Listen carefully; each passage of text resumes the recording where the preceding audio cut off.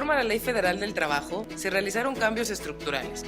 Más de la mitad de sus artículos no se revisaban en su mayoría desde la década de los 70. Las modificaciones a la Ley Federal del Trabajo fueron impulsadas a raíz de la firma del TEMEC y los compromisos internacionales que México contrajo con este acuerdo comercial. El 1 de mayo de 2019 se publicó el decreto por el que se reformaron diversas disposiciones de la Ley Federal del Trabajo. Esta reforma se basó en 3 pilares. 1. Nuevo sistema laboral. 2. Libertad y democracia laboral. Y 3. La creación del Centro Federal de Conciliación y Registro Laboral. Entre estas nuevas obligaciones que contempla la reforma están como prioridades: evitar la discriminación y violencia de género en los centros de trabajo, promover el mejoramiento e igualdad de condiciones laborales y garantizar la libertad de asociación sindical y la contratación colectiva.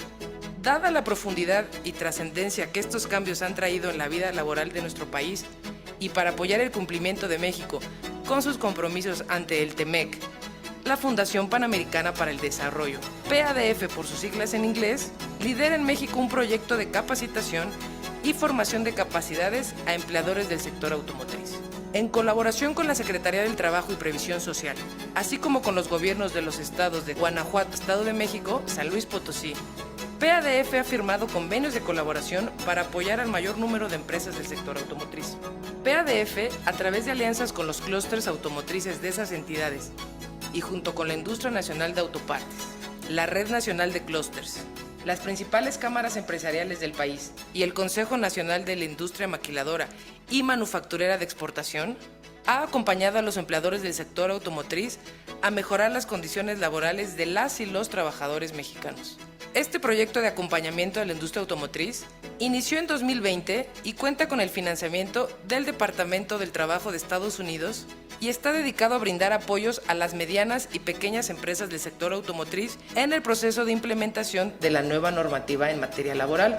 A la fecha, se cuenta con un análisis de las condiciones laborales de la industria automotriz que ha permitido identificar importantes áreas de oportunidad para fortalecer los derechos laborales de las y los trabajadores. El proyecto ha brindado información y capacitación sobre la reforma laboral a más de 1,300 hombres y mujeres pertenecientes a 700 empresas de la industria automotriz. Me parece muy interesante y de una aplicabilidad al 100%. Hoy en día pues es el tema más importante en las empresas porque por un lado necesitamos adherirnos a las nuevas reformas y sobre todo pues mantener armonía, paz en nuestra fuente de empleo, ¿no? Y por supuesto garantizar la entrega a nuestros clientes. De la mano de la Universidad Iberoamericana, se han otorgado más de 90 becas a representantes del sector automotriz. También se ha sensibilizado y capacitado en la integración de acciones, políticas y protocolos para prevenir la discriminación y promover la igualdad de género en el lugar de trabajo y con ello, crear entornos laborales más equitativos y libres de violencia. La participación de empresas de diferentes estados del país y el grado de aprendizaje alcanzado sobre los nuevos derechos laborales son positivos y beneficiarán a empleadores y trabajadores de la industria automotriz en México. Estamos conscientes de que es un enorme esfuerzo el que se requiere para implementar un nuevo modelo laboral en México. Y el papel de PADF es y será el de apoyar este ejercicio que es inédito en muchos sentidos, que traerá una mejora en las condiciones laborales y en la calidad de vida de muchas familias mexicanas. Queremos que más empresas del sector automotriz se vean beneficiadas con estos apoyos que estamos otorgando de manera gratuita. Invitamos a todos los proveedores de las cadenas de valor de la industria automotriz a que sigan participando en los webinarios, cursos, talleres, diplomados y acompañamiento que PADF está otorgando en materia laboral. Visita www.reformalaboral-automotriz.mx, donde hay disponibles herramientas y cursos en línea. Promover el cumplimiento de la reforma laboral en empresas del sector automotriz es contribuir a mejorar las condiciones laborales de las y los trabajadores mexicanos. Súmate a esta iniciativa con PADF.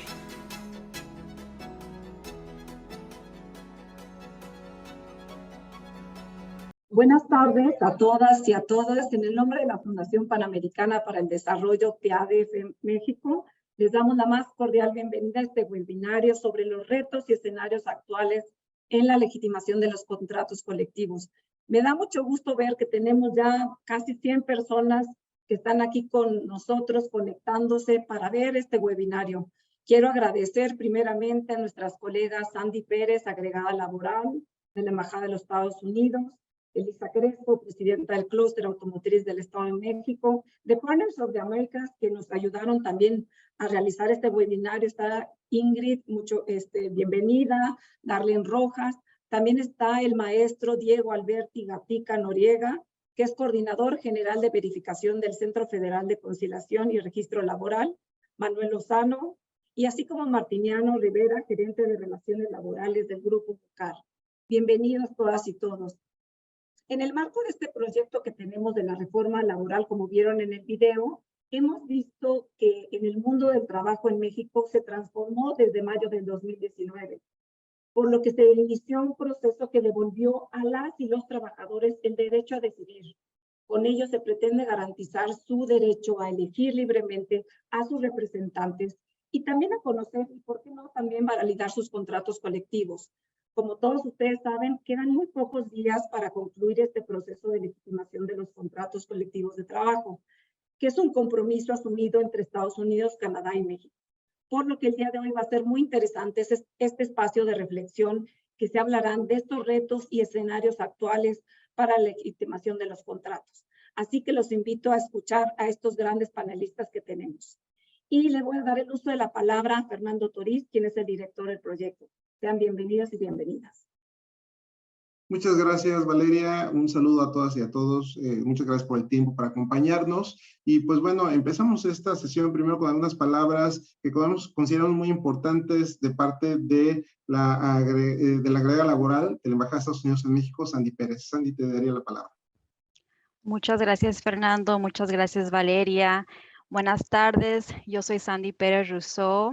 Soy la agregada laboral del Departamento de Trabajo en el Consulado de los Estados Unidos en Monterrey.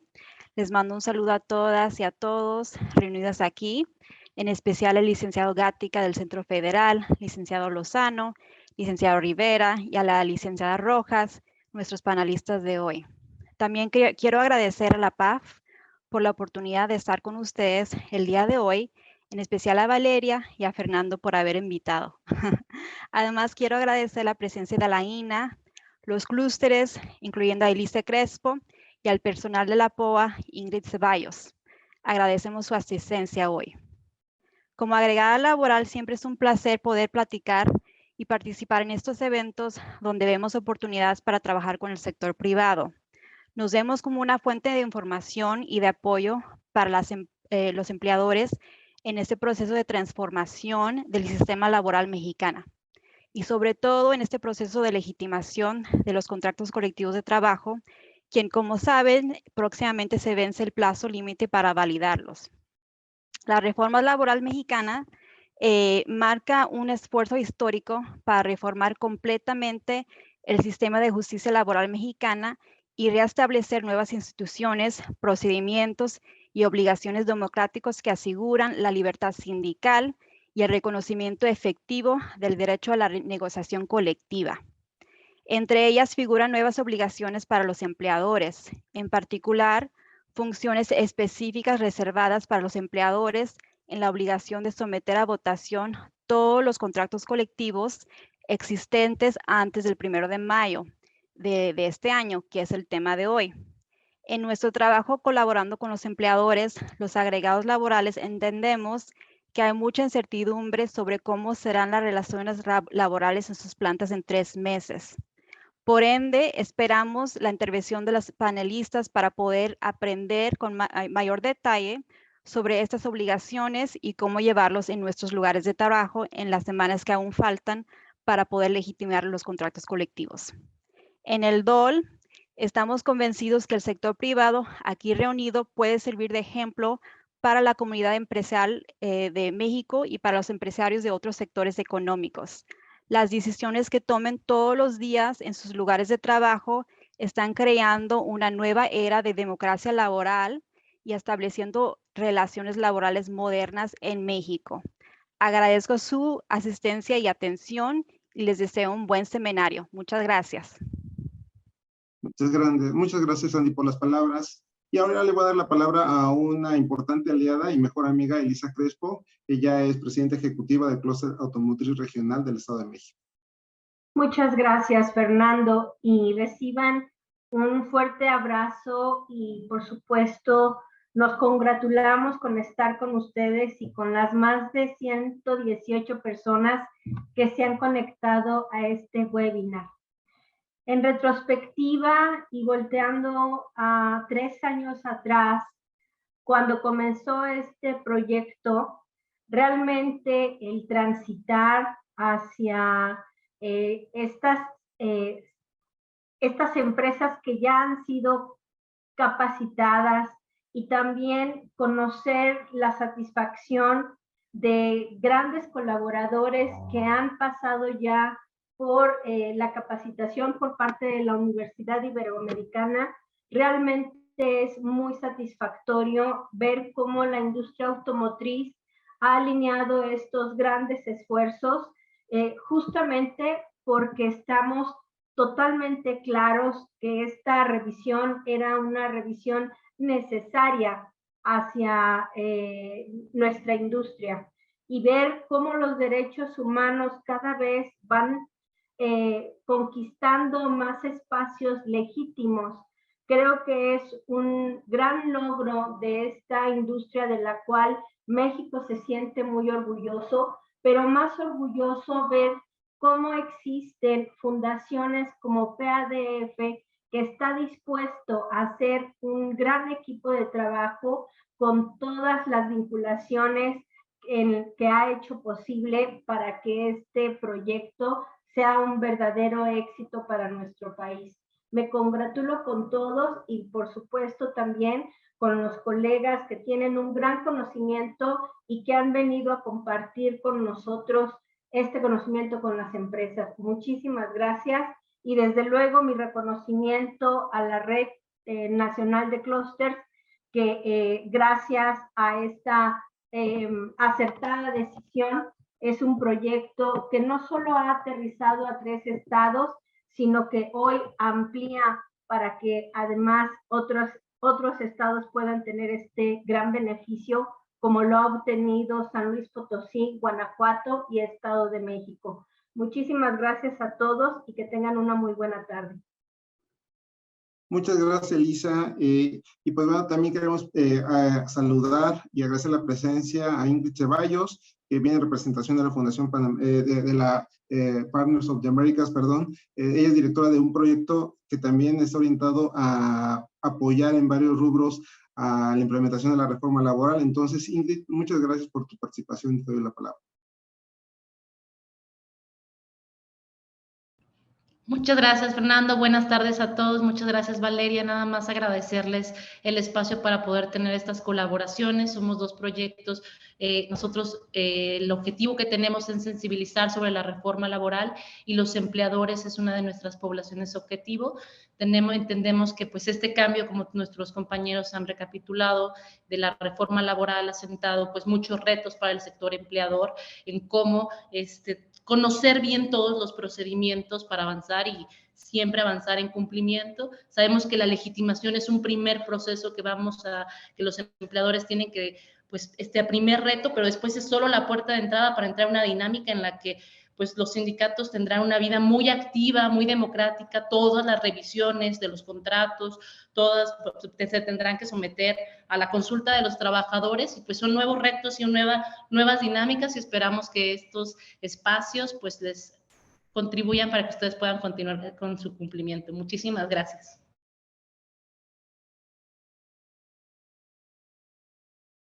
Bueno, un poco platicarles qué se espera. No sé si me escuchan bien, estoy teniendo un poco de intermitencia en la red, pero quisiera platicarles, preparé una presentación, pero antes que otra cosa, quisiera agradecerles por la invitación por parte del Centro Federal Conciliación y Registro Laboral, el tener el honor de poder platicarles este gran tema que traemos frente al cierre y la recta final de la legitimación de contratos colectivos de trabajo existentes. Para ello, preparé una pequeña presentación.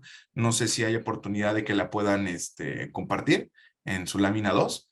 para ir más o menos dando este cierre y sobre todo compartirles un dato muy importante que es finalmente la publicación que tuvimos el día de ayer, 6 de marzo, respecto a cuál es la fecha límite y cuáles son las reglas a seguir ahora que tenemos listo la página 2, por favor.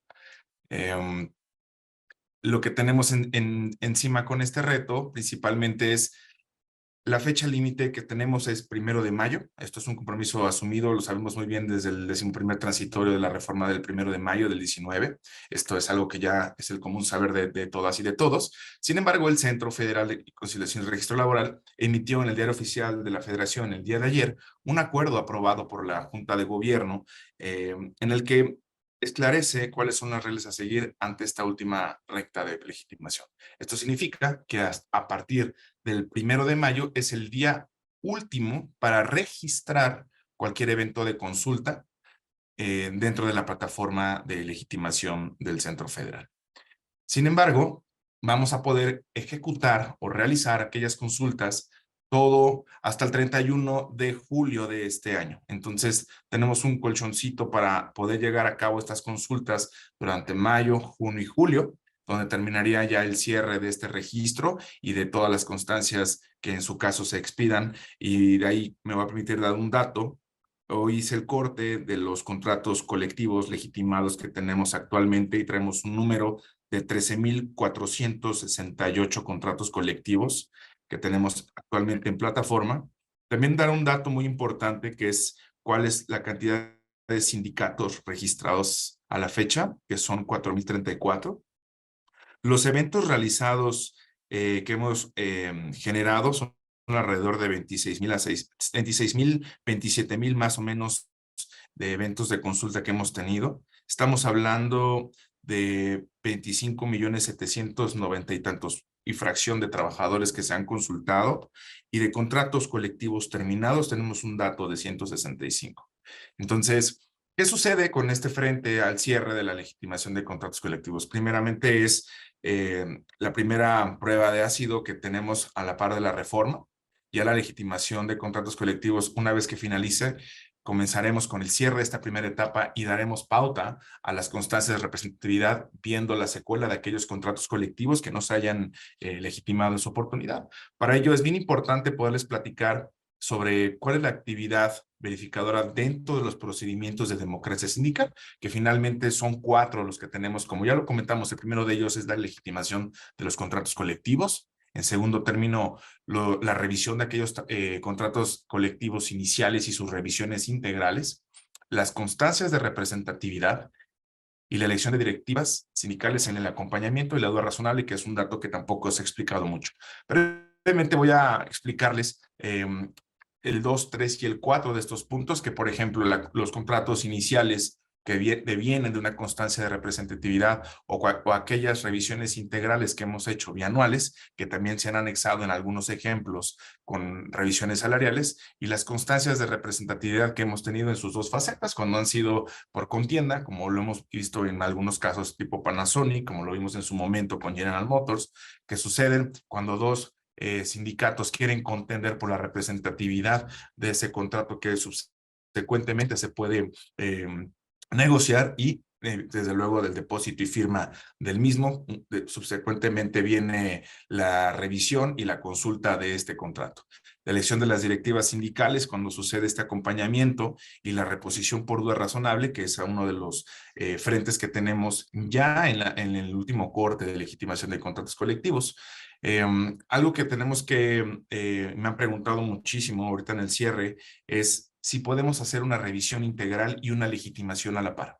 Desde luego esto son procesos distintos, son folios distintos durante la plataforma en lo que tienen que subir y cargar la información, y lo que primero tenemos que entender es que la legitimación es un procedimiento totalmente distinto a la revisión integral y al igual que a la salarial. Son procesos completamente distintos. Sin embargo, sí se pueden llevar a cabo en toda la cuestión de logística para aprovechar todo el despliegue de la autoridad laboral, en su caso, o de las comisiones sindicales, pues para poder abarcar y cumplir con estos mandatos que nos da la Ley Federal del Trabajo. Esto significa que con unas revisiones que podemos entender desde el Centro Federal y que las puertas siempre han estado abiertas, es que podemos sentarnos con el sindicato, en su caso también con la patronal, pues para ver el cómo sí de estos dos procesos, que se puede hacer una revisión inicial, en su caso las revisiones integrales y como lo hemos hecho, las revisiones integrales con la legitimación de contrato colectivo. Entonces, para acabar pronto, sí se puede hacer el proceso siempre y cuando podamos armar una logística y poderlos orientar para la parte de la coordinación de registro de contratos colectivos para que puedan subir en ambas plataformas. Sabemos bien que está la plataforma de contratos colectivos en registro y la plataforma de legitimación de contratos colectivos. Bueno, esto es uno de los apartados de las dudas que más me han preguntado sobre qué viene en este cierre. ¿Qué va a suceder con aquellos contratos? ¿Se darán por terminado? ¿Cuáles van a ser las acciones del Centro Federal y de la Secretaría del Trabajo frente a este cierre de legitimaciones? Nosotros, buscando este cuello de botella que estamos recibiendo por parte de muchísimos trámites que se han aumentado, pues obviamente advertimos pues la falta de compromiso de algunos sindicatos en los que se esperaron al final. Sin embargo, las acciones que hemos emprendido es ampliar este proceso para que puedan registrar hasta el 1 de mayo y podamos tener esos 3 meses para ejecutar estas consultas.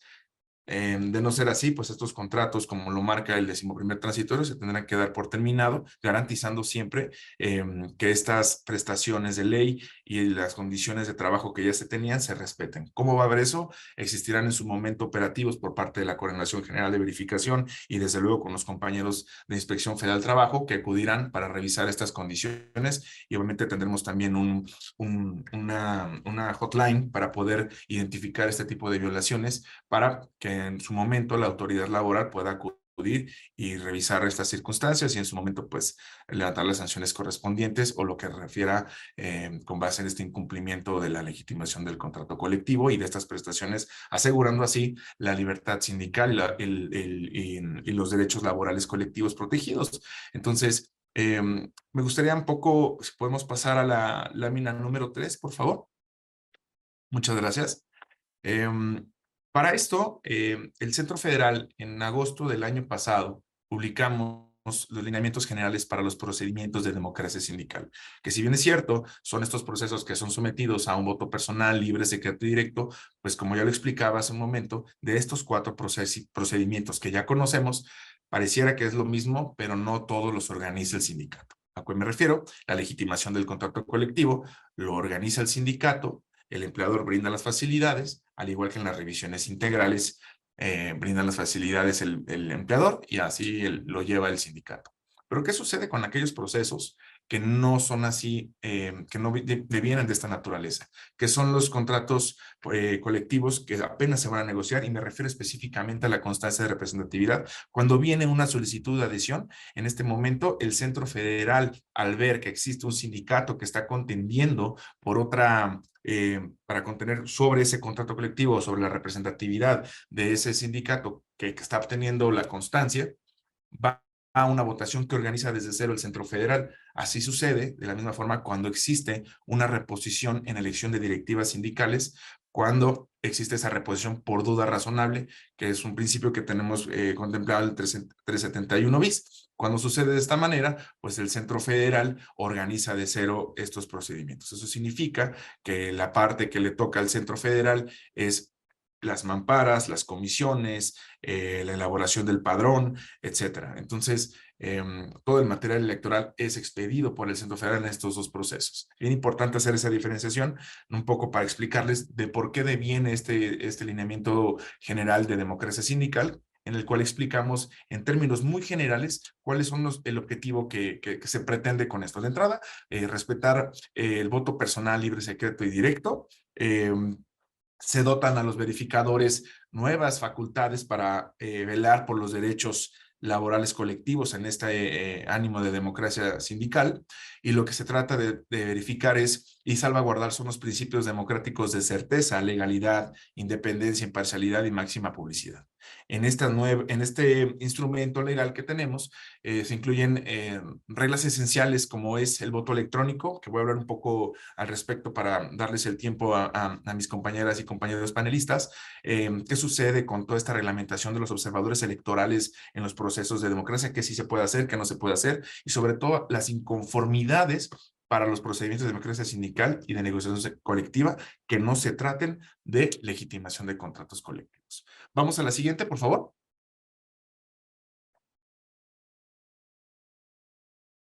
Ya estamos listos. Bueno, ahí dice nuevas facultades del personal verificador.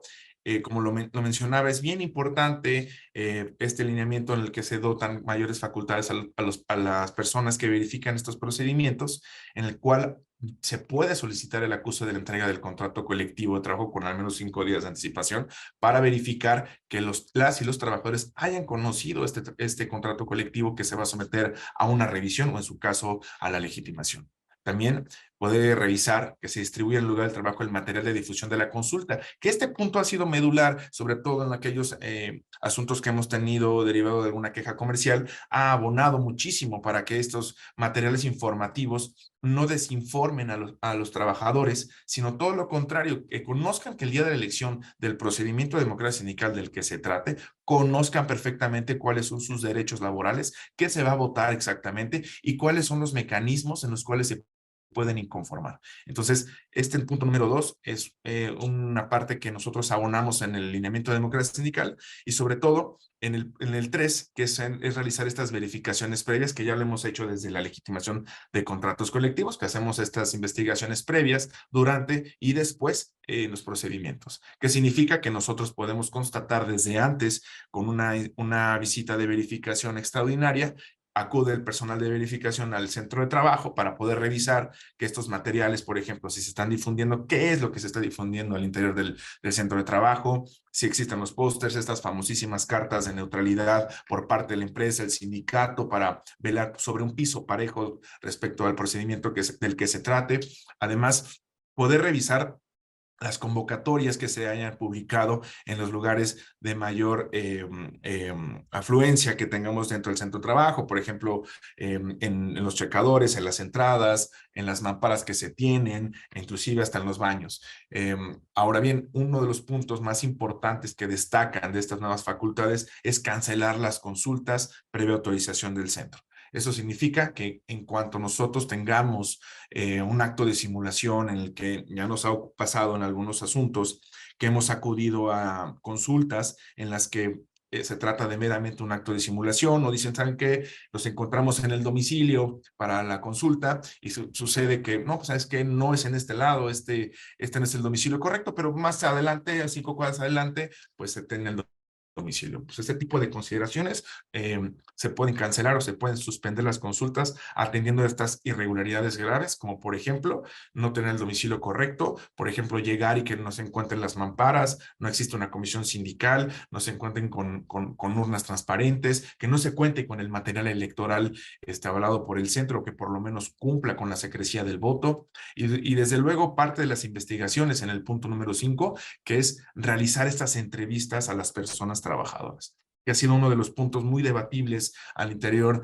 del centro de trabajo respecto a este actuar de los inspectores y de los verificadores del centro, que no se trata de otra cosa que poder obtener esta información, desde luego en un acto siempre de sigilo y salvaguardar todos los pues todo este tipo de manifestaciones que puedan realizar los trabajadores para que ellos se puedan sentir en confianza con la autoridad, desde luego que no se puedan sentir señalados o que sientan que pueden ser presionados o que de esto pueda existir una consecuencia por no estar de acuerdo con las prestaciones de su contrato colectivo o que simplemente no conozca qué es lo que van a realizar en ese momento. Entonces, en estos 5 puntos traté de reducir exactamente cuáles son estas nuevas facultades que tiene el personal verificador que son dotadas a través del lineamiento de democracia sindical. Vamos a la siguiente, por favor. Una más. Eso es. Gracias. Parte de esto es algo que ya conocen, el artículo 132 de la Ley Federal del Trabajo y que refiere al artículo 2 de los lineamientos, que no es nada que no se conozca ya en distintas pláticas y charlas que hemos dado en los centros de trabajo. ¿Cuáles son estas obligaciones de los empleadores, que me lo han preguntado muchísimo por parte de Coparmex en algunas mesas de trabajo que hemos estado, sobre cuál es este acompañamiento o estas facilidades que puede brindar el empleador al sindicato o a la autoridad, que no puedan malinterpretarse como un acto de injerencia que desde luego está prohibido por la Ley Federal del Trabajo. Uno de ellos, y lo traduzco en 4 puntos muy sencillos, que es, por ejemplo, otorgar los permisos a las y los trabajadores para que puedan integrar esta comisión sindical y que puedan realizar estas funciones de la consulta para la decisión que se vaya a tomar dependiendo del procedimiento del que se trate, puedan ausentarse sin afectar desde luego los horarios laborales, y si es así, pues poder buscar una alternativa en la que puedan acudir también las personas a votar dentro de su jornada laboral. Desde luego permitir la fijación y publicación de estos materiales informativos y de difusión sobre las consultas, que son materiales que ya son validados por el Centro Federal y calificados, en virtud de que con esto no se puede hacer un acto de desinformación al interior del centro de trabajo. Desde luego, los observadores electorales, pues nosotros siempre autorizamos por parte del centro a aquellas personas que desean asistir al evento de consulta, llámese de una revisión integral, legitimación o inclusive de una constancia de representatividad, las reglas que deben de acontecer para permitir y respetar la elección, que no pueda prestarse a una mala interpretación o que puedan, digamos, echar a perder la votación por alguna consigna, que pueda desprenderse algún acto de injerencia por parte de observadores. Este tipo de cuestiones pues siempre van a estar salvaguardadas por el personal de verificación, de modo tal que se prevea siempre el interés colectivo sobre un derecho democrático que tienen las y los trabajadores, siempre y cuando los observadores se mantengan al margen de poder observar, redactar su informe y posteriormente pues puedan hacer llegar a las notas informativas que, por ejemplo, nos han apoyado muchísimo por parte del INE y también de la Comisión Nacional de Derechos Humanos, donde ellos hacen su propio informe respecto a este tipo de participación en calidad de observadores electorales. Vamos a la siguiente, por favor. La siguiente, por favor. ¿Sí me escuchan? Listo. Ok, gracias. Voto electrónico. Parte de las cuestiones novedosas de este instrumento de los lineamientos, se contempla esta nueva modalidad de voto electrónico. Voy a dar 2 ejemplos muy breves que nos han sucedido.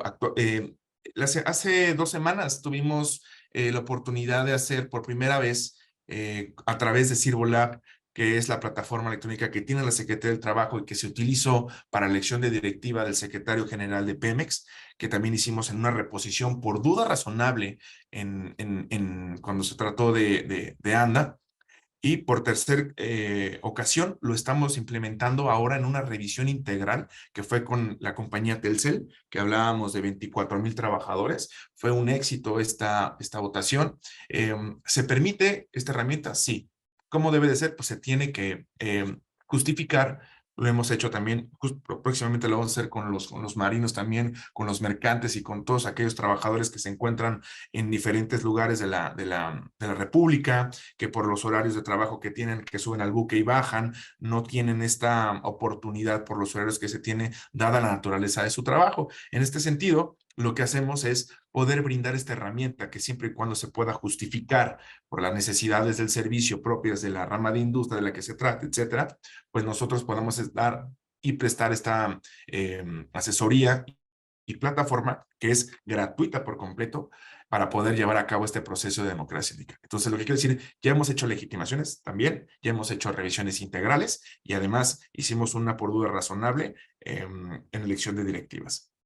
Esto no significa que no se pueda explorar el nuevo camino para aquellas plataformas electrónicas que algunos sindicatos están pretendiendo utilizar y que ya hemos tenido algunas dictaminaciones. El mismo instrumento habla que sí se puede utilizar siempre y cuando la solicitud tenga claramente cuáles son los procedimientos de auditoría y la ciberseguridad que se pueda dar para la utilización de esta plataforma cuando se trate, en el caso de una plataforma de voto electrónico propia del sindicato. Desde luego que esta no pueda corroborar cuál es el sentido del voto, que también se pueda brindar la certeza de la persona votante cuando tiene el derecho del sufragio, es decir, que no se puede identificar quién lo emitió y de qué forma lo emitió, en qué sentido lo emitió, y todos aquellos elementos de seguridad que puedan garantizar la certeza de ese voto único y los resultados confiables. Esto lo emite un dictamen por parte de las tecnologías de la información del Centro Federal, desde luego en compañía con los expertos de Secretaría del Trabajo, pues para poder facilitar esta herramienta, en su caso cuando es por Sirvolab y en su caso cuando se tiene que solicitar la autorización al Centro Federal para ver si pueden optar por esta herramienta que proponga en su caso el sindicato. Vamos a la siguiente, por favor.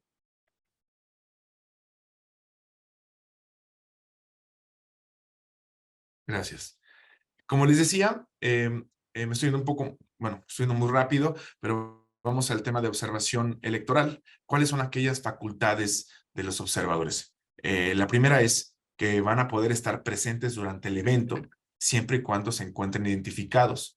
Desde luego van a tener un espacio asignado, como lo hemos hecho en otros ejercicios de democracia, que significa que pueden estar cerca de las mesas, no así cerca del área de votantes, no así cerca de las mamparas, pues para que esto no pueda verse como un acto de intimidación. Este ejercicio ya lo hicimos desde General Motors a la fecha con distintos sindicatos y con ciertas empresas.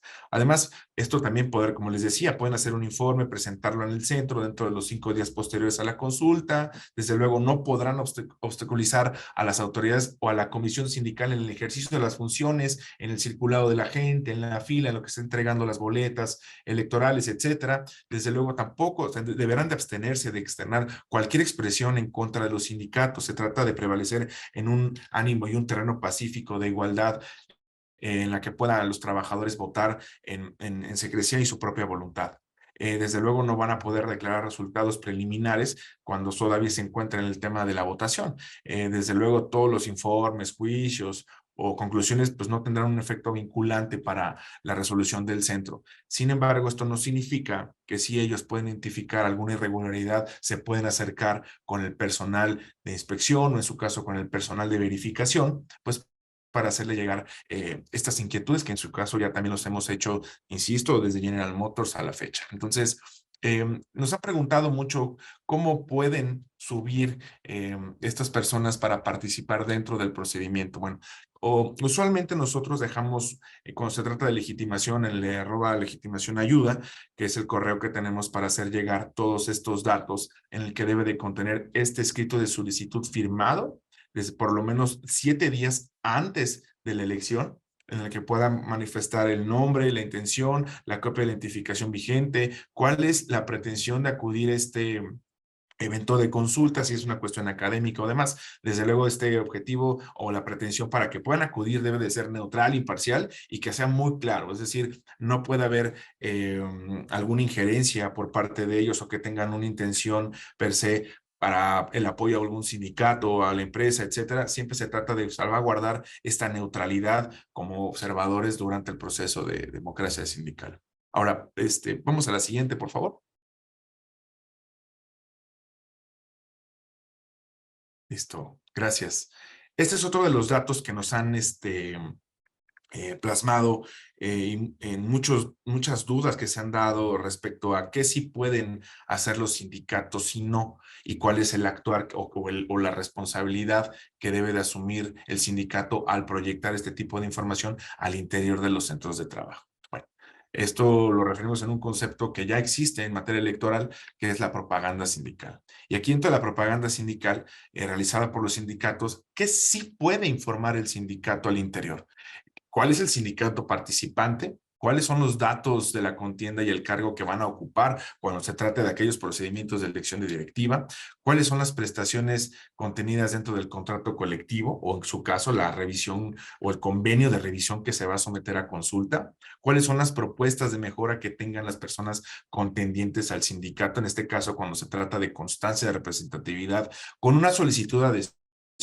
¿Cuáles son los datos generales de la consulta correspondiente? Es decir, ¿cuál es la logística? ¿Dónde es? ¿Va a ser ubicado en la sección del sindicato, va a ser en el área de comedores, va a ser en el estacionamiento. Todo esto, ¿dónde va a ser ubicado? ¿Se puede publicar? Claro que sí. Eso es algo que tenemos que tener siempre, orientar a las y los trabajadores que conozcan desde antes qué es lo que van a hacer ese día que van a votar. ¿Qué van a votar? ¿Dónde va a ser? ¿Y cuál es el derecho que tienen estos trabajadores? ¿Y quiénes son las personas que tienen derecho a voto? Ahora bien, los sindicatos desde luego deberán abstenerse de hacer cualquier tipo de manifestación de la igual la empresa, de la pérdida o menoscabo de derechos otorgados por el contrato colectivo, que esto no significa que si no votas por el sí te vamos a separar de la relación laboral, si votas o ese día no te vamos a dejar votar porque no tienes el permiso del empleador. Ese tipo de situaciones siempre hay que darles esa oportunidad a los trabajadores que puedan votar, y es decir, esto no se pueda transmitir en un mensaje de intimidación, de coacción, de discriminación o incluso de algunos datos falsos que se pueda presentar, porque finalmente pues tenemos ya este procedimiento de desahogo que son unas inconformidades donde nosotros realizamos una investigación para ver si hubo discriminación, si hubo coacción, si hubo una mala información, un mal actuar por parte del sindicato o por parte del empleador. Entonces siempre tratamos que esto sea un piso parejo para la empresa, para el sindicato o los sindicatos que van a contender dependiendo del procedimiento del que se trate. La última, ya por el tiempo, yo creo que la dejamos por ahí, que es un poco explicarles cuáles son las técnicas y las malas prácticas que han sucedido y que hemos observado por la compra de dádivas, perdón, por compra de votos a través de dádivas, etcétera. Solamente por dejar un dato en el que ha sido un hilo conductor orientador por parte de nosotros. Todas este tipo de invitaciones, pues desde luego, siempre hemos tratado de inhibirlas. Por ejemplo, cuando van a votar, que están tomándole foto los trabajadores y les están ofreciendo cierta cantidad por votar por el sí y por el no. Pues desde luego esto, los sindicatos y la empresa tienen que abstenerse en este tipo de prácticas, porque finalmente esto al final nos llegan inconformidades, todo esto nos llega como información y finalmente puede un procedimiento que no hay necesidad de llevar a cabo, porque lo que se trata es que se mantenga la voluntad de los trabajadores, es evitar este tipo de condiciones y de prácticas que nos han manchado algunos procedimientos y han estado las consecuencias de algunos sindicatos que pues lamentablemente han perdido la titularidad de ese contrato y que además la empresa se ha tenido que ver en ciertas problemáticas del sindicato, la negociación de su contrato colectivo, y este tipo de circunstancias, por menos que se vean, pueden impactar tanto a la empresa como al sindicato y lo más complejo que sea las y los trabajadores. Muchas gracias.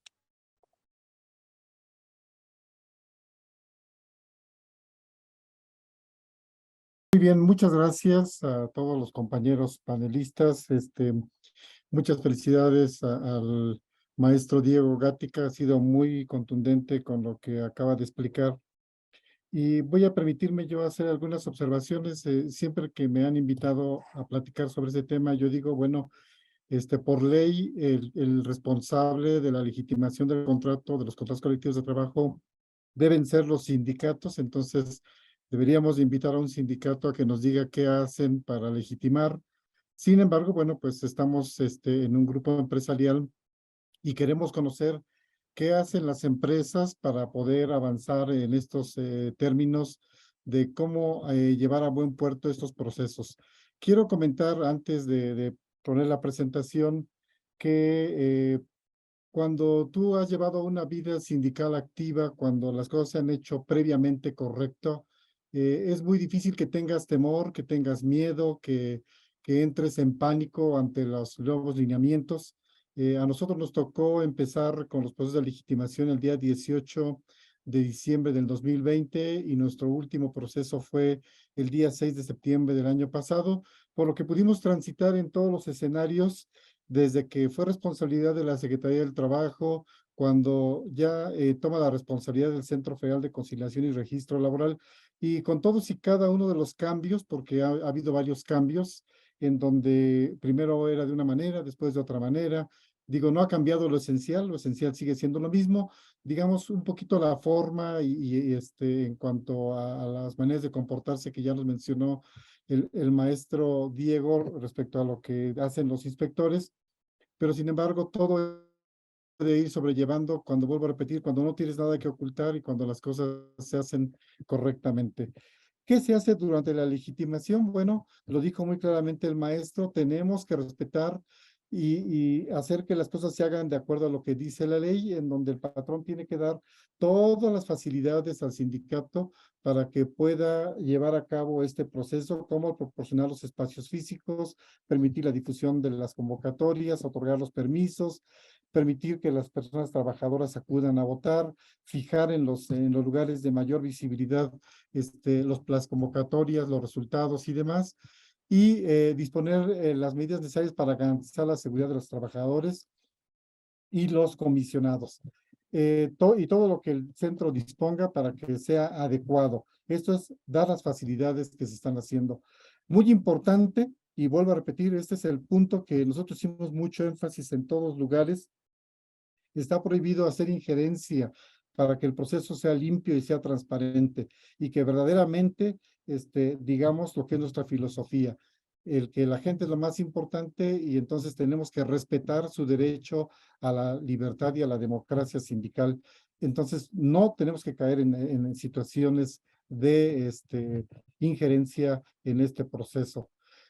Aquí retomo parte de lo que la propia, y aquí pongo estos ejemplos para que vean que no es algo que hay que buscar en las 20,000 bibliotecas o demás, sino estoy poniendo información que existe de manera pública en la Secretaría del Trabajo, en el Centro Federal de Conciliación y Registro Laboral, en donde existe esta información y dicen que hay que hacer, no hay que buscar el hilo negro, es muy sencillo.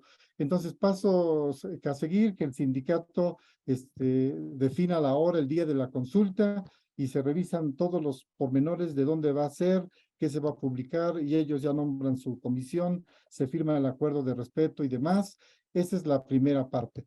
La segunda parte es que el sindicato, y también vuelvo a repetir, esta información es pública, está por todos lados, tiene que hacer su registro en la plataforma. Primero fue en la Secretaría del Trabajo, una vez que el Centro Federal de Conciliación y Registro Laboral entra en funciones, esto se hace en el Centro Federal de Conciliación y Registro Laboral. Los sindicatos tienen la obligación de tener todos sus documentos en regla. Lo que nos pedían a nosotros, pues, era información de una lista de los trabajadores, el representante legal, cosas que son del día a día y que se las puedes entregar al sindicato para que puedan hacer el registro.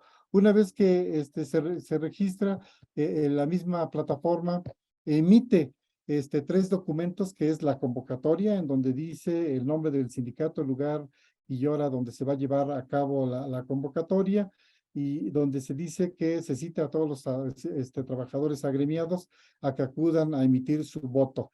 Y viene una serie de recomendaciones al final donde dice que no puede haber cooptación, no puede haber influencia de parte del liderazgo de la organización o de la administración para que el voto sea a favor o en contra del proceso de legitimación. También te entregan tu boleta y obviamente te entregan el acta de resultados que se llena durante el proceso. Obviamente ustedes saben que la misma ley permite que se pueda hacer con 2 figuras, con el notario público o con el inspector laboral, o con los 2. En nuestro caso, en la mitad de las plantas lo hicimos con los 2 y en otro pedimos que fuera el inspector para que validara el proceso. Bueno, los sindicatos, no nosotros, estoy hablando como si fuéramos, pero fue el sindicato el que hizo este procedimiento.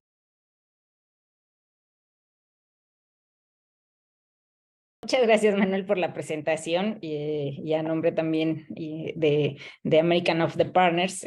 Aquí está también nuestra directora Ingrid Ceballos por la invitación para participar en este espacio que, como ya se comentó, efectivamente estamos ya prácticamente a 4 años ya de la publicación del decreto que reformó y modificó la Ley Federal del Trabajo. Agradezco también a todas y a todos los interesados que están conectados en este foro, también a los ponentes, a Diego, a Martiniano, su información que está vertiéndose y sobre todo que se siga generando pues este actuar positivo de las empresas, particularmente en este foro que está dirigido a las empresas que se dedican al ramo automotriz, ¿no? En donde pues ellos todavía tienen una carga adicional, ¿no? Que tiene que ver con los mecanismos de respuesta rápida que están establecidos en el TEMEC y que eso también obliga a respetar pues todos estos lineamientos que se plantearon desde la reforma constitucional en términos de democracia y negociación colectiva. Efectivamente, pues ya estamos prácticamente a 55 días de que concluya el plazo para que se registren los eventos de legitimación. Como buenos mexicanos estoy casi segura que vamos a llegar a la meta, triplicando seguramente a lo mejor el número de solicitudes, ¿no? Porque pues muchos entre que estaban en la apuesta de que a lo mejor se va a ampliar el plazo, entre que, bueno, pues como ya lo comentaba también Martiniano ahorita en su parte final, pues son sindicatos que en muchos de los casos pues celebraban contratos, pero jamás habían tenido realmente una vida activa frente a los trabajadores, y pues eso conllevaba las dudas de cómo, si quisieran cambiar, cómo lo iban a hacer, cómo se iban a presentar ante los trabajadores que supuestamente se estaban representando. Entonces, todo este tipo de situaciones generó que el día de hoy estemos prácticamente cerca de 13,000, por arriba de los 13,500 contratos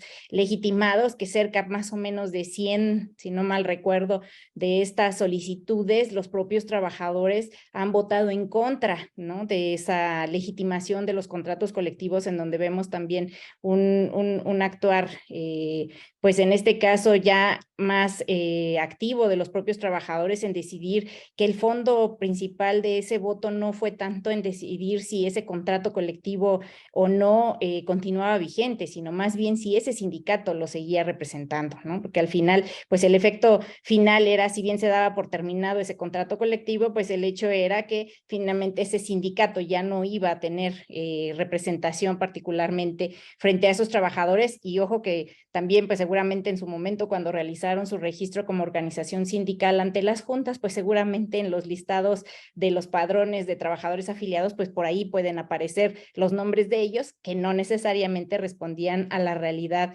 en donde ellos otorgaron a la mejor su voluntad para que ese sindicato los representara. Y ahí está precisamente el parteaguas, ¿no? A partir del 1 de mayo, si bien es cierto, está esta extensión del 31 de julio, en donde los eventos de consulta, es decir, se registró el procedimiento de legitimación, pero a lo mejor decidieron que el evento de consulta se va a realizar en el mes de mayo o hasta julio, antes del 31, pues eso no significa que se hubiese ampliado el plazo. En ese momento, la decisión que tome la mayoría de los trabajadores, pues va a ser el fundamento principal, y aparte del cumplimiento de la norma, para que el Centro Federal, en este caso, decida si se otorga o no la constancia de legitimación respecto de ese contrato colectivo de trabajo. Pero pongámonos ya en el 31 de julio, ¿no? Todos aquellos, 1 de mayo y 31 de julio. 1 de mayo para todos los contratos colectivos que no se registraron para llevar a cabo su procedimiento de legitimación. 31 de julio, prácticamente ya todos los contratos colectivos que ni siquiera tuvieron su evento de consulta. ¿Qué sucede? En ese momento ya estamos frente a una de las partes fundamentales de la reforma, que está establecido en el artículo 390 bis, ¿no? En donde se establece primeramente el mecanismo para poder realmente los sindicatos acreditar que representan a los trabajadores.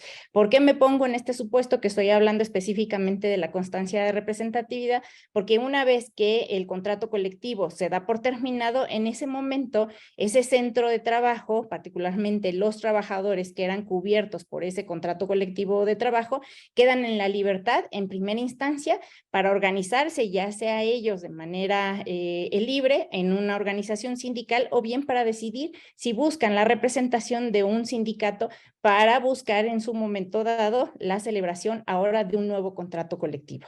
Y ahorita también voy a pasar ese tema porque también está ligado a ese contrato colectivo que se dio por terminado. Entonces, en este esquema, bajo el tema de la búsqueda de la constancia de representatividad, ya sea que decidan conformarse en una organización sindical y que tendrán que cubrir los requisitos que están establecidos en la Ley Federal del Trabajo, que también es importante mencionarlos. También la reforma busca que todos aquellos trabajadores que decidan organizarse podrán de manera muy sencilla obtener su toma de nota, a diferencia de lo que sucedía, y eso pues lo tenemos que reconocer como una realidad, y no me dejarás mentir, Manuel, que ahí también tú estuviste al frente de la Secretaría del Trabajo en el estado de San Luis Potosí.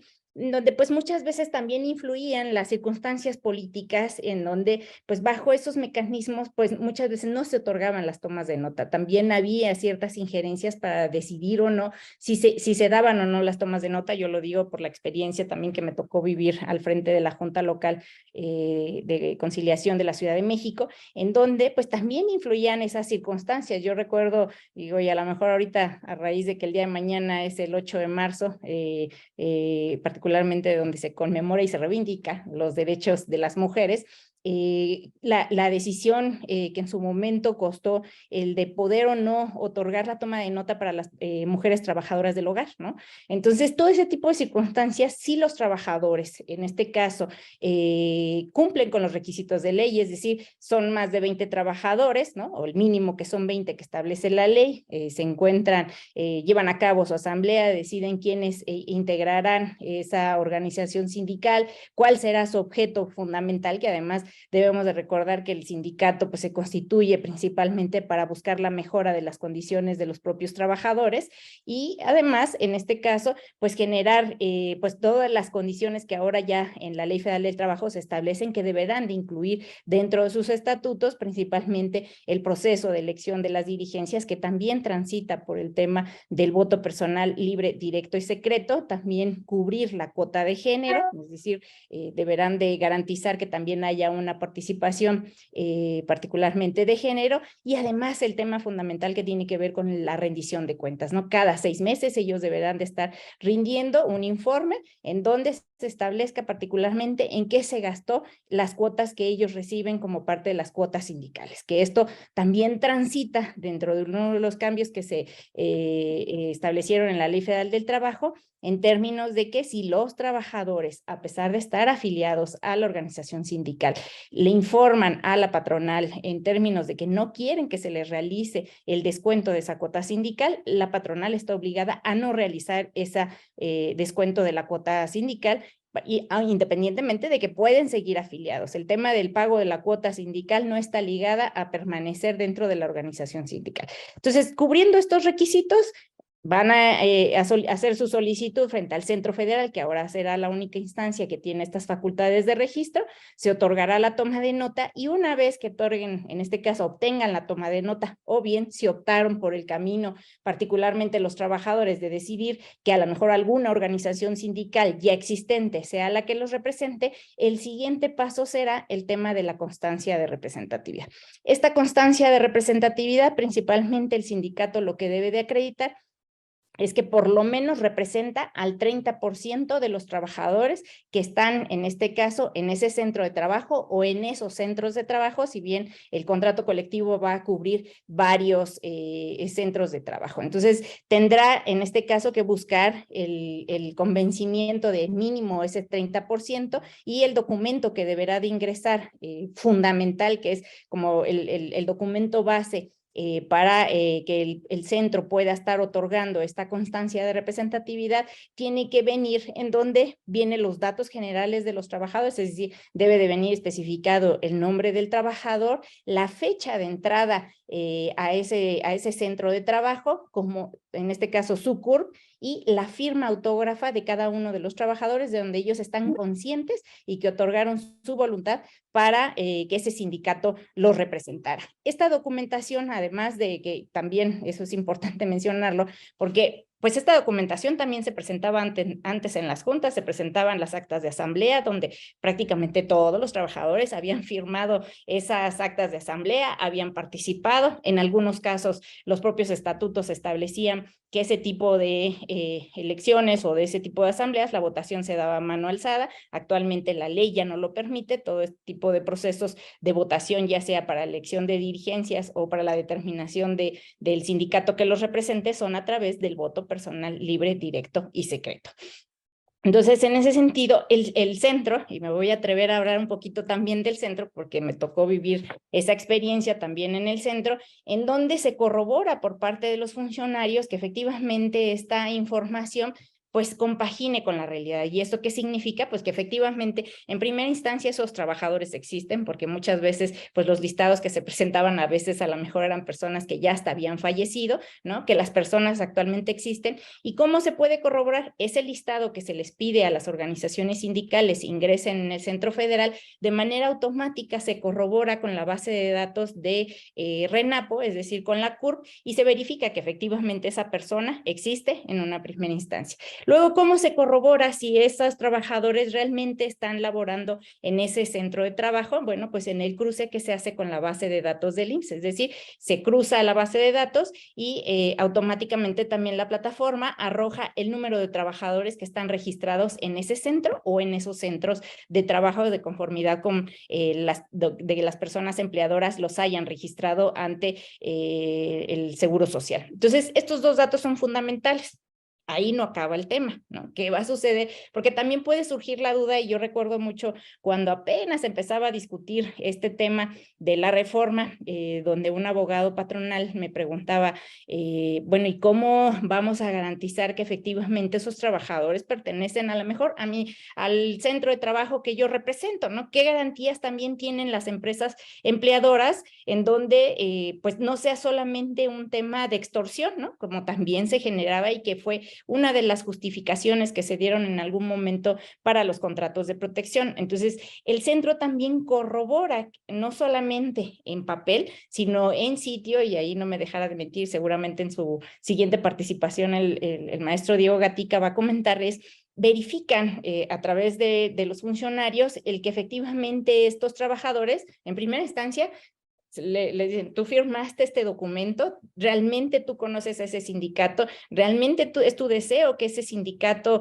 te represente, y bajo esas vértices finalmente se logra constatar que efectivamente hay una voluntad real primero de los trabajadores para que esos sindicatos, ya sean nacientes o existentes, sean los que los representen, y con esa formalidad, finalmente el centro podrá otorgar la constancia de representatividad. Ese sería el siguiente paso que tendrá que transitar prácticamente, en este caso, los trabajadores que deseen nuevamente, ya sea conformar un nuevo sindicato o afiliarse a uno nuevo, o puede ser, digo, porque también a lo mejor ya están como muchas veces, ¿no? Se divorciaron y se volvieron a casar, ¿no? Bueno, puede ser que suceda eso, ¿no? Al final, esa es una labor que tendrá que realizar el sindicato, es una labor de convencimiento que en este momento todos los sindicatos que quieran tener una permanencia en la vida sindical, pues tendrán que realizar, ¿no? Lograr realmente un convencimiento,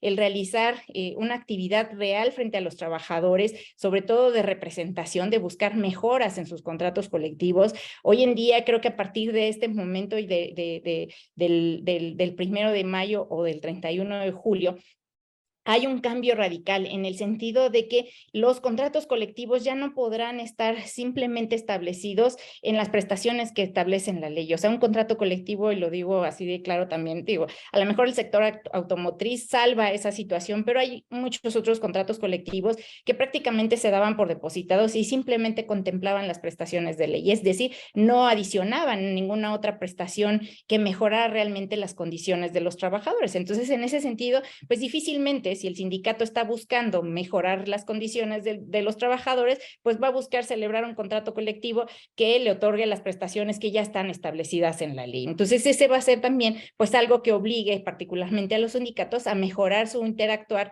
particularmente con el sector patronal. Entonces, en ese sentido, ya una vez que obtiene el sindicato particularmente la constancia de representatividad, y que seguramente a partir de estas fechas que hemos estado mencionando, pues será el momento crucial en donde, si ahorita en estos últimos meses tenemos el ojo del huracán, particularmente en las legitimaciones, pues seguramente se trasladará al incremento en el número de solicitudes en las constancias de representatividad. ¿Por qué? Porque al final de cuentas muchos probablemente sindicatos u organizaciones sindicales estarán ahora buscando esta representación. ¿Cuáles serían las garantías? Porque también esto ha generado varias dudas entre el sector patronal de decir, bueno, y no estaremos expuestos, ¿no? Sobre todo a partir de que también tenemos que tener perfectamente claro que el listado, o en este caso la totalidad de los contratos colectivos de trabajo que fueron depositados tanto en las juntas locales como en la Junta Federal, ahora son públicos. Cualquiera de nosotros que quiera acceder y buscar un contrato colectivo, simplemente nos remitimos a la página de antecedentes del Centro Federal de Conciliación y Arbitraje, y ahí podemos encontrar con el nombre, por ejemplo, de la empresa, y de inmediato nos arroja ese contrato colectivo. Entonces, a lo mejor con ese cruce y con el listado que prácticamente se tiene en la plataforma de legitimación, podemos saber perfectamente si ese contrato colectivo se dio o no se dio por legitimado. Entonces, pues seguramente muchas de las organizaciones dicen, bueno, y no me está exponiendo particularmente a que pueda yo ser nuevamente presa de extorsiones o de presiones, particularmente de las organizaciones sindicales. Yo les diría no. ¿Por qué? Porque está principalmente que las organizaciones sindicales en este momento, a partir de que no exista un contrato colectivo de trabajo, si los propios trabajadores deciden organizarse, pues tendrán particularmente que acreditar que efectivamente esa organización representa por lo menos al 30% de esos trabajadores, y que además pues es constatado por la propia autoridad. Entonces eso también da garantías y al ejercicio, en este caso, de la democracia particularmente sindical, y sobre todo en la búsqueda de la negociación colectiva de ese nuevo contrato. ¿Qué sucede una vez que la organización sindical obtiene esa constancia de representatividad? Pues el siguiente paso que tiene que dar es la búsqueda de la celebración de un nuevo contrato colectivo de trabajo. Ese nuevo contrato colectivo de trabajo puede ir por dos vías. Uno, que directamente la organización sindical se siente con la persona empleadora para buscar la negociación particularmente del contrato colectivo, que es importante mencionar. Ese contrato colectivo va a nacer sobre la base del contrato ya existente. ¿Eso qué quiere decir? Es decir, todas las prestaciones que estén por encima de la ley que se planteaban en el contrato anterior deberán de contemplarse en ese nuevo contrato colectivo de trabajo, y a partir de ahí es que nace la nueva negociación. No puede ir por debajo o pensar, ay, perdón.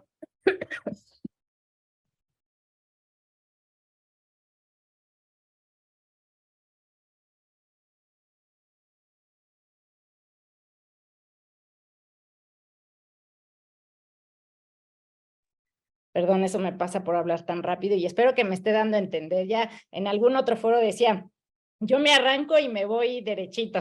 Entonces, en este caso, el nuevo contrato parte sobre la base precisamente de esas condiciones que ya estaban por encima de la ley y busca mejorar particularmente las condiciones de los trabajadores.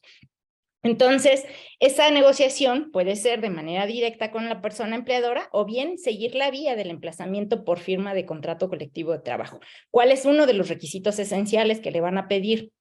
Dependiendo de la competencia de ese contrato, hablemos particularmente del sector automotriz, aunque ahí tocaremos, a lo mejor no será el momento, en un segundo momento, la mayoría de o la totalidad de los contratos colectivos de trabajo del sector automotriz son de competencia federal, pero hay algunas que se han justificado particularmente que por la producción de autopartes que no son necesarias o inminentes dentro de la generación de los vehículos, se pudieran considerar contratos locales. Pero bajo este esquema, pensando en que son contratos federales, lógicamente el emplazamiento tendría que estarse presentando ante los juzgados de distrito en materia colectiva para poder buscar la firma de ese contrato, y uno de los requisitos que tendrá que presentar ese sindicato para poder llevar a cabo el emplazamiento es la constancia de representatividad. Es decir, eso también da garantía a las personas empleadoras en el sentido de que ya no se podrá realizar como se hacía antes ante las Cortes, de que simplemente yo presentaba mi emplazamiento, muchas veces de ellas solamente para buscar un beneficio económico y no con la finalidad de celebrar el contrato colectivo de trabajo. Entonces, creo que todo este esquema da garantías de un lado y de otro. Uno es en la mejora de las condiciones, particularmente de las personas trabajadoras, pero también por el otro lado garantías, en este caso, de una negociación mucho más legal para las personas empleadoras, pero que también en este caso, acceder y garantizar el ejercicio de los derechos colectivos de los trabajadores, el que también obtendrán beneficios, sobre todo en cuanto a producción y en cuanto a toda una serie de mejorías, particularmente dentro de la empresa, que pues tendrán en este caso un efecto económico de manera directa, ¿no? Entonces creo que bajo este tenor, esa es la expectativa, ¿no? Que particularmente ahorita el sector empleador tendrá a partir particularmente del 1 de mayo y del 31 de julio en el caso de los eventos que todavía por ahí se queden celebrando en las legitimaciones. Muchas gracias. Desde que inició su participación el maestro Diego Gatica, había una pregunta de Edgar AC, pone aquí. Dice, ¿es obligatorio para los empleadores pagar por los procedimientos de legitimación los honorarios de los notarios o los gastos para comprar urnas, etcétera? Es decir, los gastos propios del procedimiento. Claro, gracias, Manuel. Desde luego que no. Esto es un trámite gratuito. Sabemos bien que en principio, por desconocimiento, por prácticas, se utilizaba este mecanismo pues, para, digamos, avanzar con estas facilidades que puede dar el empleador. Desde luego no podemos hablar de centrales obreras tipo CTM que tienen toda una infraestructura para poder costear este tipo de materiales. Y recordarles que la parte de las legitimaciones de contratos colectivos siempre pueden optar por autoridad laboral, la cual es gratuita. En su caso también hemos tenido algunos sindicatos que se han acercado a ciertos OPLES, organismos electorales locales, en el que han podido prestar este tipo de mamparas y de urnas, de modo tal que esto no genere un costo adicional o que esto sea un requisito sine qua non para que puedan llevar a cabo una consulta. Esto finalmente lo organiza el sindicato y es un procedimiento del sindicato. Correcto, muchas gracias, maestro Diego Gatica. Hay otra pregunta que apareció reciente, que me parece que puede ser contestada de igual manera.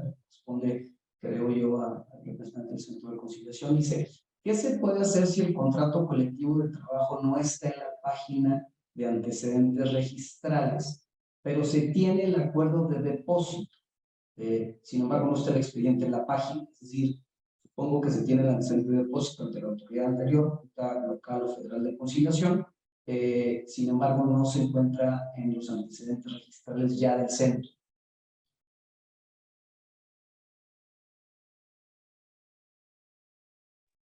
Ay, si quieres, Manuel, esta la puedo contestar. Ahí particularmente lo que puede hacer la organización sindical es, efectivamente, puede ser que en el acuerdo de depósito se señale el número de expedientes. Es muy importante que tengan esa identificación, pero vamos a suponer que en el acuerdo solamente se menciona que se dio por depositado.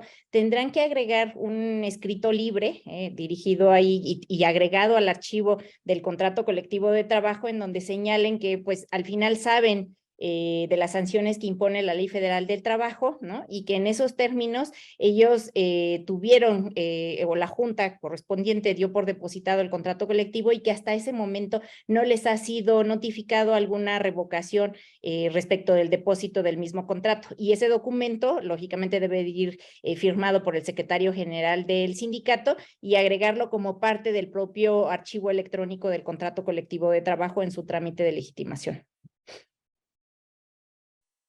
Muchas gracias, Darlene. Hay otra pregunta, dice que no alcanzó a ver, Fajardo, que no alcanzó a ver en la prohibición a los observadores electorales, la de no interrogar a los trabajadores o interactuar con ellos.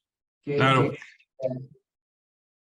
Sí, de hecho, bueno, de la parte de lineamiento establece como reglas muy básicas, que es decir, que no puedan intimidar, que no estén coaccionando, que no estén alterando el orden de la consulta. Sin embargo, en la práctica, cuando fue el ejercicio de General Motors y Lao, desde luego hubo participación de observadores del CNDH y de INE, y esto fue muy cuestionado, donde se acercaron de una manera muy respetuosa, haciendo preguntas que no fueran insidiosas sobre el proceso de elección que se estaba llevando en ese momento, que se trataba de la constancia de representatividad. Entonces, sí se pueden acercar siempre que exista un orden, un respeto y que se garantice la secrecía del voto. O sea, no está permitido el hecho de que lleguen y puedan hacer comentarios como, ya viste como no estás de acuerdo con tu contrato colectivo, ese sindicato charro que estás apoyando no puede ser el que vas a votar por el sí. So, desde luego este tipo de cosas alteran el orden y el terreno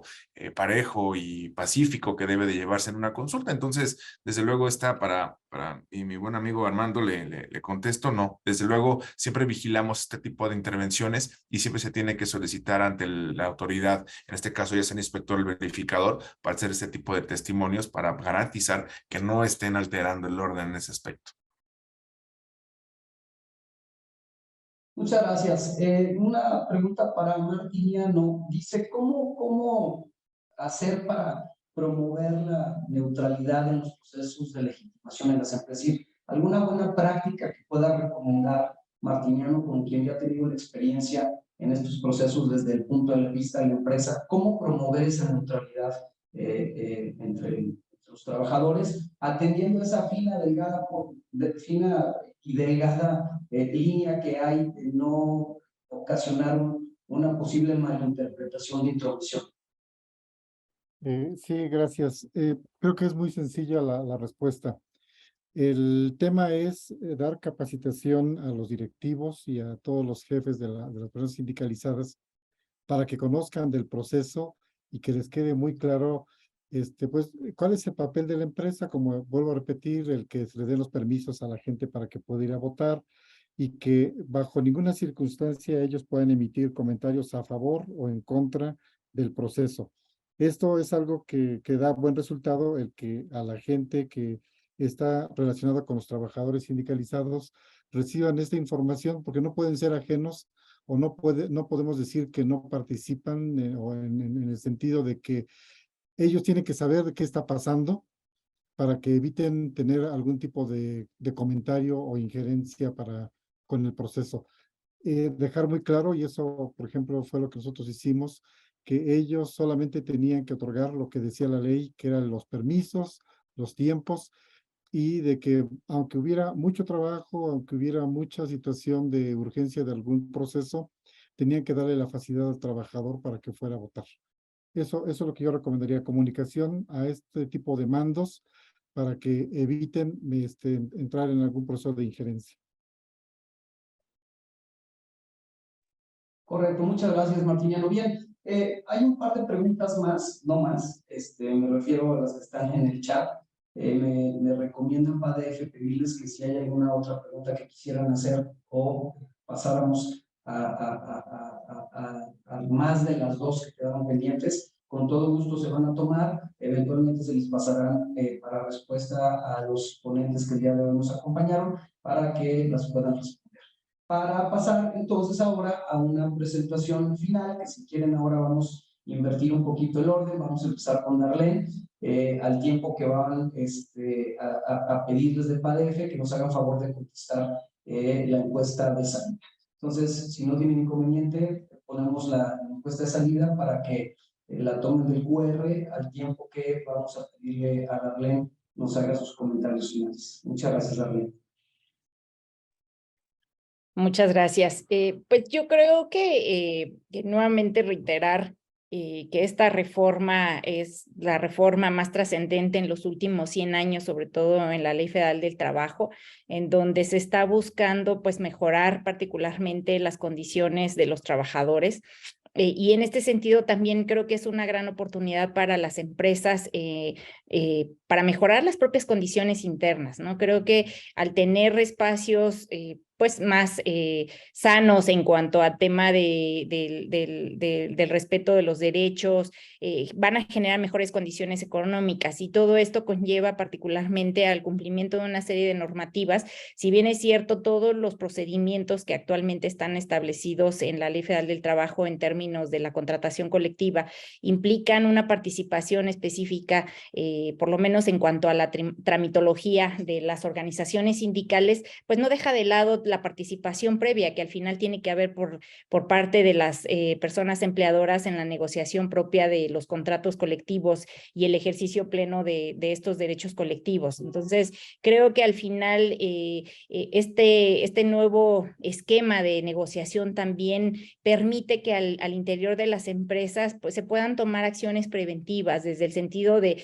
buscar más la conciliación, ¿no? Creo que todo este nuevo actuar, digo, parte también del nuevo procedimiento establecido en la ley que se habla de la conciliación prejudicial, también se debe de trasladar a las empresas, porque esto va a significar que de forma proactiva las propias empresas puedan solucionar previamente las problemáticas que se puedan estar presentando, sobre todo en el marco de violaciones de los derechos consagrados en los contratos colectivos, y esto no significa el que de manera preventiva se pueda estar dando una solución efectiva, ¿no? Recordemos que la Ley Federal del Trabajo todo momento lo que busca es garantizar que las organizaciones sindicales primero representen realmente a los trabajadores, pero que además en esas negociaciones de los contratos realmente haya una participación activa de las organizaciones, de los trabajadores principalmente, sobre todo, por ejemplo, ya no lo mencioné, en el caso de la celebración del nuevo contrato colectivo, tiene que haber una participación mayoritaria de los trabajadores en donde ellos decidan con su voto nuevamente personal, libre, directo y secreto, si aceptan o no esa negociación colectiva. Entonces, la mayoría será quien determine si la aceptan o no. Si no, esto obliga particularmente a las organizaciones sindicales a regresar a la mesa de negociación, ya sea de manera directa con la persona empleadora o bien a través del emplazamiento a huelga para buscar el consenso sobre todo y donde pueda obtener el consentimiento particularmente de los trabajadores para que ese contrato colectivo se concrete y obtenga su depósito ante el Centro Federal de Conciliación y Arbitraje. Entonces, bajo ese esquema, pues plantear estas acciones que deben de tomar particularmente las organizaciones las organizaciones patronales, las empresas patronales, sobre todo en el sentido de que si bien se habló aquí, y creo que eso es importante seguirlo destacando, el tema de la no injerencia, porque no se queda solamente aislado. En la Ley Federal del Trabajo está establecido para todos los procedimientos de contratación colectiva y de organización sindical, de que no debe de haber una injerencia por parte de las personas empleadoras, pero sí permitir esa fluidez, que estos nuevos procedimientos se permitan. Es decir, también recordemos que en la Ley Federal del Trabajo no se permite el non-union, y lo comento porque pues muchas veces se ha planteado por parte de los asesores legales de algunas empresas en donde pues lo que se habla es decir, pues ahora busca el tener negociaciones de manera directa tú con tus propios trabajadores sin que implique el tener un tercero, es decir, la organización sindical para llevar a cabo una negociación colectiva. En la Ley Federal del Trabajo eso no está permitido, es un derecho establecido para los propios trabajadores en organizarse y tener una representación sindical y tener en este caso la celebración de un contrato colectivo. No dejemos de olvidar que, bueno, pues en todas las, sobre todo supervisiones que a veces se dan por parte de las áreas de inspección de la Secretaría de Trabajo, muchas veces se les pide, porque además es un requisito indispensable que deben de cubrir las empresas, el tener sus contratos colectivos de trabajo al corriente. Entonces, bajo todo este contexto legal es que pues nos obliga a estar actualizados, en este caso a las empresas empleadoras, a tener conocimiento de cuáles son estos nuevos procedimientos y también que se tengan garantías. Algo también importante que creo que ha sido innovador por parte del Centro Federal para garantizar que esos documentos que muchas veces les son presentados a ustedes, porque en algunos foros se ha planteado, bueno, ¿y yo cómo sé o cómo tengo la certeza de que ese documento que me está presentando el sindicato realmente es la constancia que emitió eligió el Centro Federal de Conciliación y Registro Laboral. En el caso, pues ustedes a lo mejor ya están familiarizados particularmente con las constancias de legitimación que tienen un código QR, que si ustedes le dan la lectura con su teléfono, de inmediato les arroja los datos que corresponden efectivamente tanto a la organización sindical, al número de expediente del contrato colectivo y a la empresa empleadora. En el caso de las constancias de representatividad, a partir de este año, también el Centro Federal ya incorporó en las constancias de representatividad ese código QR, en el cual ustedes pues podrán hacer la lectura a través de algún teléfono y que esto les permita conocer que tienen la certeza legal de que ese documento fue emitido por parte del Centro Federal. Y pues con eso quisiera cerrar y sobre todo pues que estén atentos a esta nueva etapa que iniciará a partir del 1 de mayo. Muchas gracias. Muchas gracias, Arlen. Muchísimas gracias por tu participación. Y bueno, ahora vamos a pasar, si tiene inconveniente, a las conclusiones de Martiniano Rivera. Si nos apoyas con ello, Martiniano, gracias. Sí, gracias. Yo lo resumo en 3 partes. La primera, es muy importante que entendamos que tenemos que respetar estos procesos al 100%. Esto es fundamental.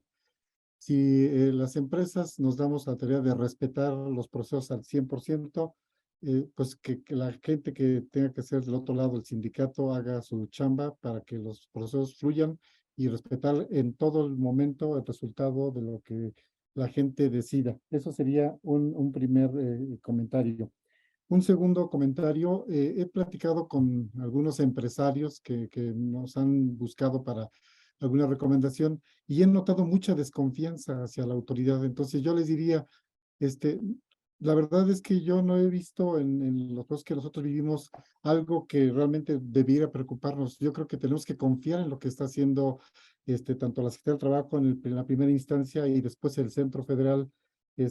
Por supuesto que siempre hay áreas de oportunidad, pero nada de qué preocuparse.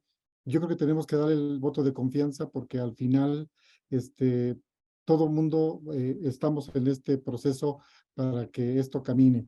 Y número 3, otro tema que también los empresarios han manifestado es que tienen miedo al resultado, a lo que puede pasar, a lo que han visto, lo que ha pasado en algunos lugares con algunas situaciones. Entonces, yo digo que no debe haber temor y que para esto es importante que se informen correctamente. Y justo esto lo que estamos haciendo esta tarde con este tipo de webinars en donde participan diferentes actores involucrados en el proceso, que se informen correctamente para que estos temores desaparezcan y sobre todo, pues la parte más importante es que tenemos que aceptar que estamos ante una nueva realidad, ante una nueva situación en donde genera temores, genera este tipo de situaciones y lo que tenemos que hacer como empresas es, desde nuestro punto de vista, con nuestro actuar, dando las facilidades, es generar esa confianza. Eso sería lo que yo podría comentar como para finalizar esta participación.